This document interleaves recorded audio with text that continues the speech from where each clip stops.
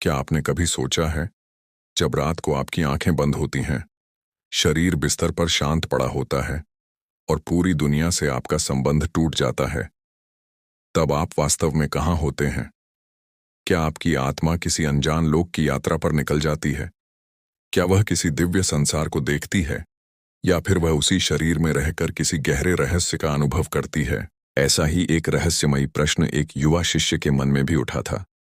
वह दिन रात इसी विचार में डूबा रहता था कि आखिर नींद के समय मनुष्य के अंदर क्या होता है। जागते हुए तो हम अपने शरीर, विचारों और संसार को महसूस करते हैं, लेकिन जब गहरी नींद आती है तो सब कुछ शांत क्यों हो जाता है? अपने इस प्रश्न का उत्तर खोजते हुए वह महान ज्ञानी आदि शंकराचार्य जी के पास पहुंचा। उसने विनम्र होकर उनके चरणों में प्रणाम किया और बोला, गुरुदेव, मेरे मन में एक बहुत बड़ा रहस्य है। हर रात जब हम सो जाते हैं, तब हमारी आत्मा कहाँ चली जाती है? हमारा शरीर तो यहीं रहता है, लेकिन हमें उस समय संसार का कोई ज्ञान क्यों नहीं रहता?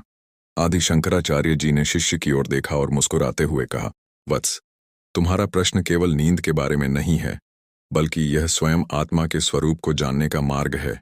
जो मनुष्य यह समझ लेता है कि नींद में उसके साथ क्या होता है, वह अपने अस्तित्व के गहरे रहस्य को समझने लगता है। फिर आदि शंकराचार्य जी ने कहा, मनुष्य अपने जीवन का अधिकांश समय बाहरी संसार को समझने में लगा देता है, लेकिन वह यह जानने का प्रयास नहीं करता कि उसके भीतर रहने वाली चेतना कहाँ रहती है और कैसे कार्य करती है। उन्होंने आगे समझाते हुए कहा, जब मनुष्य जागता है, तब उसकी इंद्रियां संसार से जुड़ी रहती हैं। वह देखता है, सुनता है, सोचता है और कर्म करता है।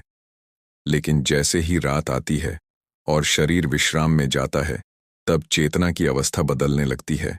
शिष्य ध्यान से सुन रहा था। शंकराचार्य जी बोले, आत्मा कोई ऐसी वस्तु नहीं है जो हर रात शरीर छोड़कर कहीं चली जाए और सुबह वापस आ जाए। आत्मा तो सदा एक ही स्थान पर रहती है। यात्रा होती है तो केवल मन और चेतना की अवस्थाओं की। यह सुनकर शिष्य और भी आश्चर्य में पड़ गया। उसने पूछा, गुरुदेव, अगर आत्मा कहीं नहीं जाती, तो फिर सपने कौन देखता है? और गहरी नींद में हमें कुछ भी याद क्यों नहीं रहता? आदि शंकराचार्य जी ने कहा, वत्स, इन प्रश्नों के उत्तर के लिए तुम्हें मनुष्य की 3 अवस्थाओं को समझना होगा: जागृत अवस्था, स्वप्न अवस्था और सुषुप्ति अवस्था। इन्हीं 3 अवस्थाओं में आत्मा के रहस्य छिपे हैं, और फिर उन्होंने आत्मा की उस अद्भुत यात्रा का ज्ञान देना शुरू किया जिसे बहुत कम लोग समझ पाते हैं। वत्स, मनुष्य जब रात को सोता है, तब वह केवल शरीर को विश्राम नहीं देता, बल्कि उसकी चेतना एक अवस्था से दूसरी अवस्था में प्रवेश करती है। इस रहस्य को समझने के लिए तुम्हें जागृत, स्वप्न और सुषुप्ति, इन 3 अवस्थाओं को समझना होगा। शिष्य ने हाथ जोड़कर पूछा, गुरुदेव, कृपा करके मुझे इन तीनों अवस्थाओं का रहस्य समझाइए। आदि शंकराचार्य जी बोले, जब तुम दिन में जाग रहे होते हो, तब तुम्हारी इंद्रियां बाहर की दुनिया से जुड़ी रहती हैं। तुम अपने शरीर, परिवार, वस्तुओं और संसार को अनुभव करते हो। इसे जागृत अवस्था कहते हैं। इस अवस्था में मनुष्य स्वयं को शरीर और मन से जोड़कर देखता है। लेकिन जब रात में नींद आती है, तब बाहरी संसार से संबंध धीरे धीरे कम होने लगता है।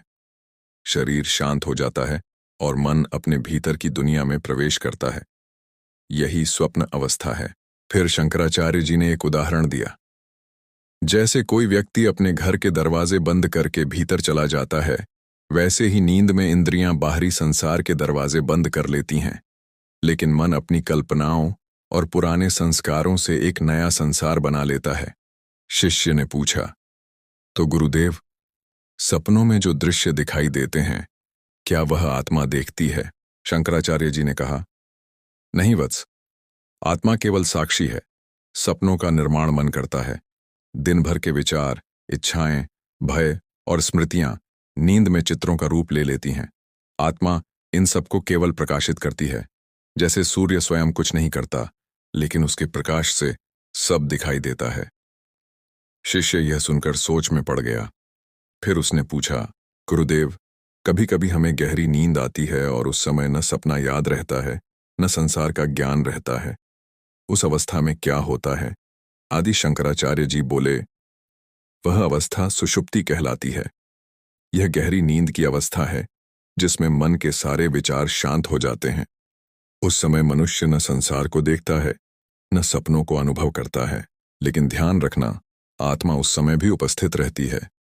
यदि आत्मा न होती तो जागने के बाद मनुष्य यह कैसे कहता कि मैं अच्छी नींद में था?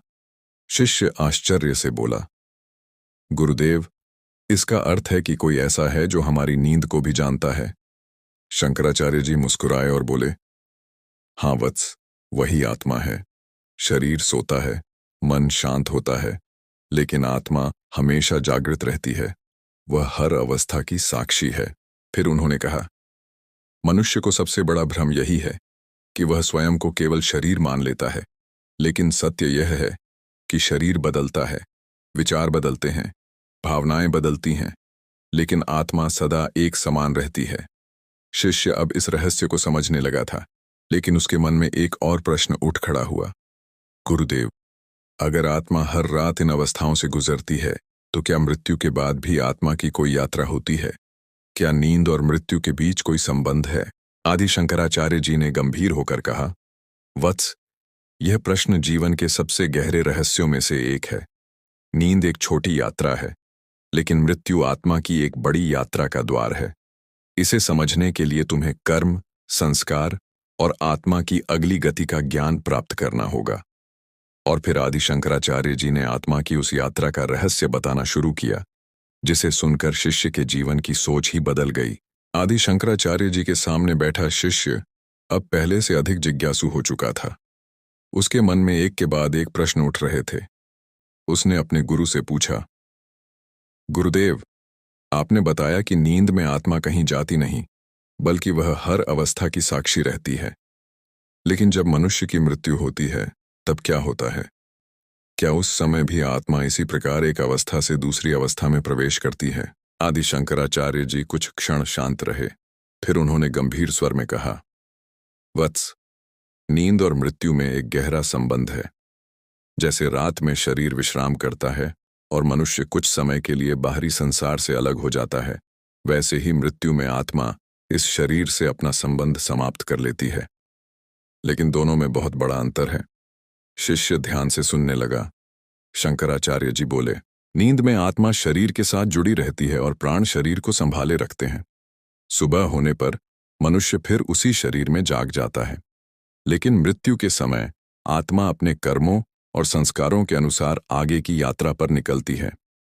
फिर उन्होंने एक उदाहरण दिया, जैसे कोई यात्री एक पुराने घर में कुछ समय रहता है और जब वह घर रहने योग्य नहीं रहता तो वह दूसरा स्थान खोज लेता है। वैसे ही आत्मा भी इस शरीर को एक साधन की तरह उपयोग करती है। शरीर बदलता है, लेकिन आत्मा का अस्तित्व बना रहता है। शिष्य ने पूछा, गुरुदेव, क्या हर आत्मा मृत्यु के बाद एक ही स्थान पर जाती है?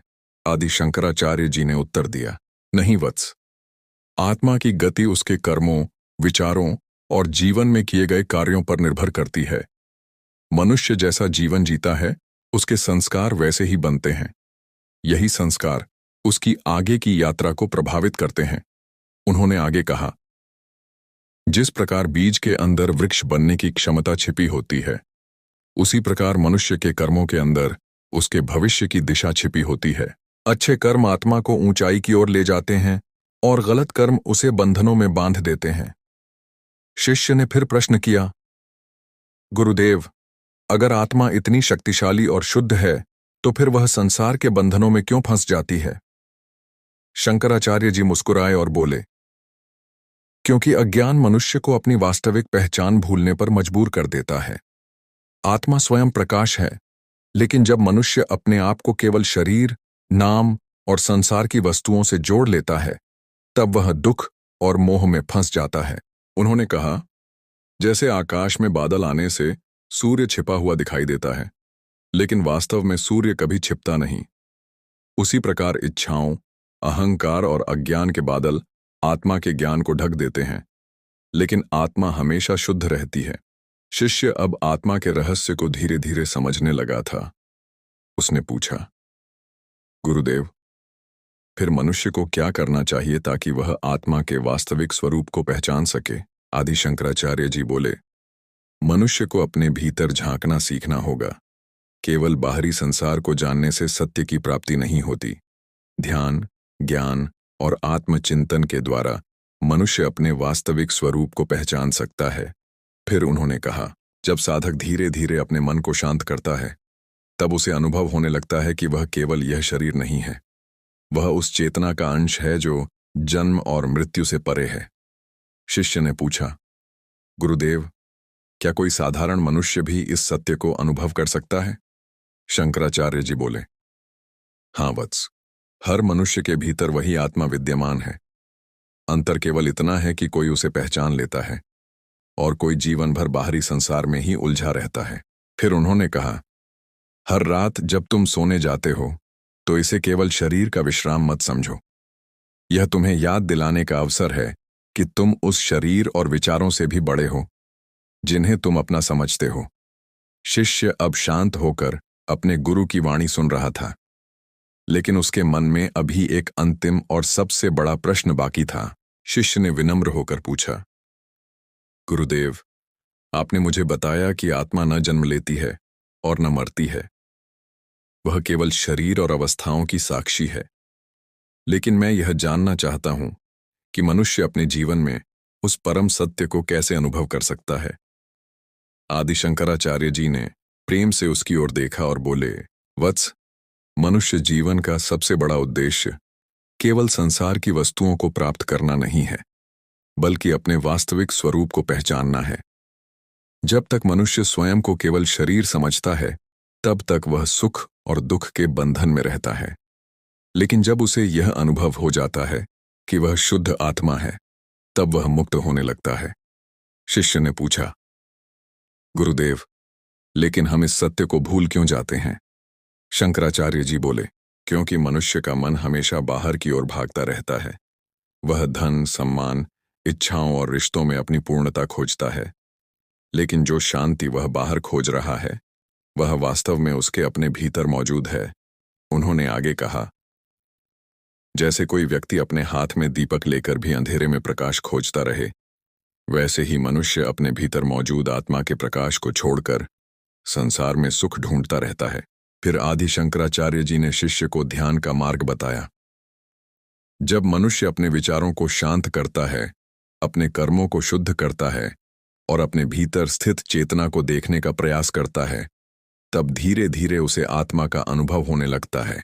शिष्य ने पूछा, गुरुदेव, तो हर रात जब हम सोते हैं, क्या वह हमें इस सत्य की याद दिलाने का अवसर है? शंकराचार्य जी मुस्कुराए और बोले, हाँ वत्स, हर रात की नींद एक छोटा सा संदेश देती है। दिन भर जिस संसार को हम इतना वास्तविक मानते हैं, वह कुछ समय के लिए हमारे अनुभव से गायब हो जाता है, तब भी हमारा अस्तित्व बना रहता है। यही संकेत है कि हम केवल शरीर और मन नहीं हैं। उन्होंने कहा, गहरी नींद में मनुष्य को संसार का कोई ज्ञान नहीं रहता, फिर भी जागने के बाद वह कहता है, मैं अच्छी नींद में था। इसका अर्थ है कि कोई ऐसी चेतना अवश्य है जो उस अवस्था की भी साक्षी थी। वही आत्मा है। शिष्य की आंखों में ज्ञान की चमक आ गई। उसने कहा, गुरुदेव, अब मैं समझ गया कि आत्मा हर रात कहीं जाती नहीं, बल्कि वह हमेशा हमारे साथ रहती है। बदलता केवल हमारा मन और अनुभव की अवस्था है। आदि शंकराचार्य जी ने कहा, वत्स, यही इस रहस्य का सार है। आत्मा न कभी आती है और न कभी जाती है, वह तो सदा से विद्यमान है। जैसे आकाश में बादल आते जाते हैं, लेकिन आकाश स्थिर रहता है, वैसे ही शरीर, विचार और अवस्थाएं बदलती रहती हैं, लेकिन आत्मा सदा एक समान रहती है। फिर उन्होंने अंतिम संदेश दिया, इसलिए जब अगली बार रात को तुम अपनी आंखें बंद करो, तो यह मत सोचो कि तुम अंधकार में जा रहे हो। समझो कि तुम्हारा शरीर और मन विश्राम कर रहे हैं, लेकिन तुम्हारे भीतर स्थित आत्मा उस शांति की साक्षी बनी हुई है। जो मनुष्य इस सत्य को जान लेता है, उसके लिए जीवन और मृत्यु दोनों का भय समाप्त हो जाता है, क्योंकि वह समझ जाता है कि उसका वास्तविक स्वरूप अमर है। समय बीतता गया। वह शिष्य अपने गुरु के ज्ञान से बदल गया। अब वह हर रात नींद को केवल आराम नहीं, बल्कि आत्मा के रहस्य को समझने का एक अवसर मानने लगा। और यही आदि शंकराचार्य जी का संदेश था, तुम शरीर नहीं हो, तुम वह चेतना हो जो शरीर मन और संसार इन सबको प्रकाशित करती है। अपने भीतर उस आत्मा को पहचानो, क्योंकि वही तुम्हारा वास्तविक स्वरूप है।